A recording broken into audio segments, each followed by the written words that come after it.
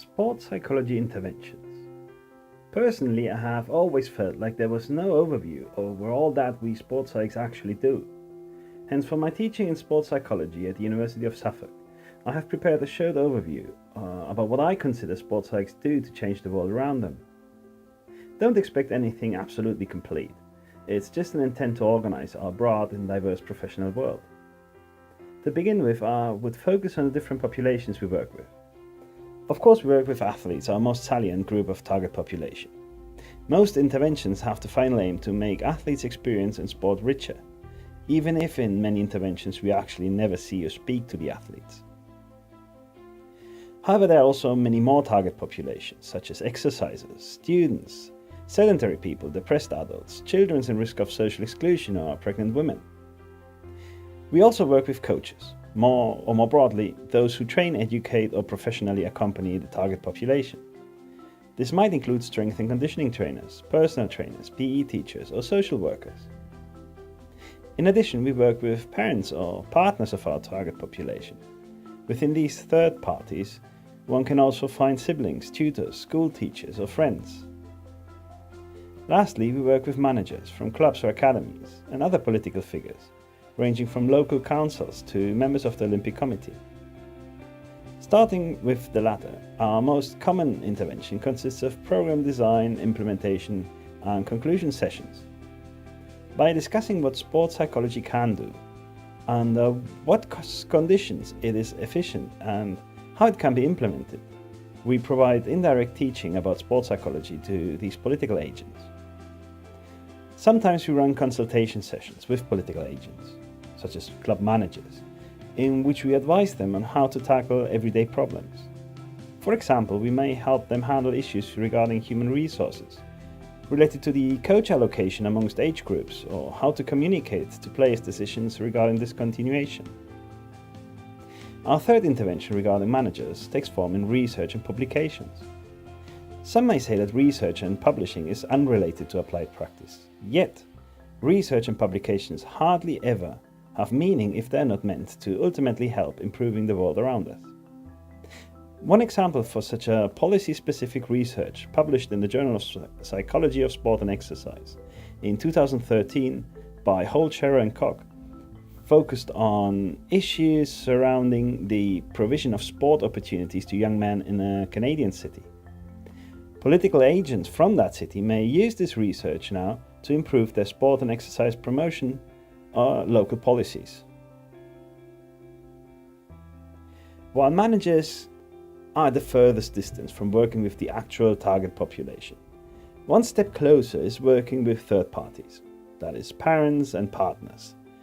We do that mainly by delivering workshops and presentations. These presentations can focus on a wide variety of topics, including how to communicate with managers from a club or the coaches, how to deal with the success or failure of young athletes, how to help children deal with emotions related to sport, in which way sport and education can be mutually beneficial, or how to behave before, during, or after competitions. Of course, we also conduct research on parents, yet I suspect that parents only seldomly get to read our publications. Moving even closer to working with actual athletes, we encounter work with coaches, which may consist of conducting context-specific workshops.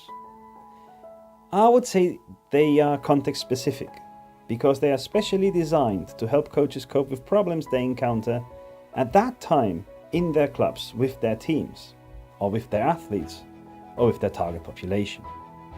These workshops can focus on many topics, including how to give appropriate feedback, how to promote team cohesion, how to foster implicit learning, or how to be motivating to your athletes. In contrast to context-specific workshops, I would name context and specific teaching in courses and degrees such as bachelor's in sports science. Again, I heard the argument that there is a barrier between applied sports psychologists and academic staff. From my point of view, teaching future coaches and coaching staff basic principles in sports psychology, lecturers in sport and exercise psychology intervene on their future work with athletes and other target populations. Another way to work with coaches very close to the athletes is by joining them in training sessions, helping them structure and benefit from the integrated sports psychological training. Integrated sports psychological training refers to the strategic manipulations of psychological demands in everyday practice, to use practice to foster psychological skills, such as decision-making, anxiety control, or self-motivation. We can also find a large number of studies in sports psychology aimed at providing significant information to coaches for their everyday practice. An example of such a research is published in the journal Psychology of Sport and Exercise in 2014 by Fenton and her team, and it is on coaching or coaches' autonomy support.